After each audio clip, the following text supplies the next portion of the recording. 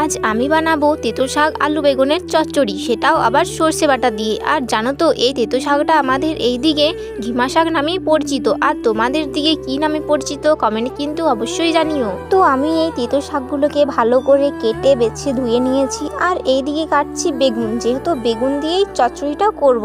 তারপর দেখো এইদিকে আমি তেতো শাক বেগুন আলু কেটে রেডি করে রেখেছি, আর কড়াইয়ে একটু সর্ষের তেল দিয়ে বেগুনগুলো একটু ভালো করে ভেজে নিতে হবে হলুদ দিয়ে। তারপর কড়াইয়ে আবারও সর্ষের তেল গরম করে পাঁচফোড়ন, তারপর পেঁয়াজ আর কাঁচা লঙ্কা দিয়ে ভালো করে নাড়াচাড়া করে লাল লাল করে ভেজে নিতে হবে। তারপর দিয়ে দিতে হবে ওই তেতো শাকটা, আর তারপরে দিতে হবে লম্বা লম্বা করে কেটে রাখা আলুটা। তারপর লবণ হলুদ আর জিরে গুঁড়ো দিয়ে ভালো করে কষিয়ে নিতে হবে। তারপর দিয়ে দিতে হবে ওই ভেজে রাখা বেগুনটা।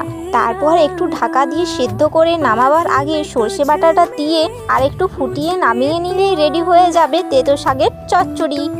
আর আমার এই তেতো শাকের চচ্চড়িটা তোমাদের কেমন লাগলো কমেন্টে কিন্তু জানিও। আর দেখো আমি রান্না করতে করতে পুরোই ভিজে গেছি ঘেমে। এখনকার মতো টাটা, দেখা হচ্ছে নেক্সট মিনি ব্লগে।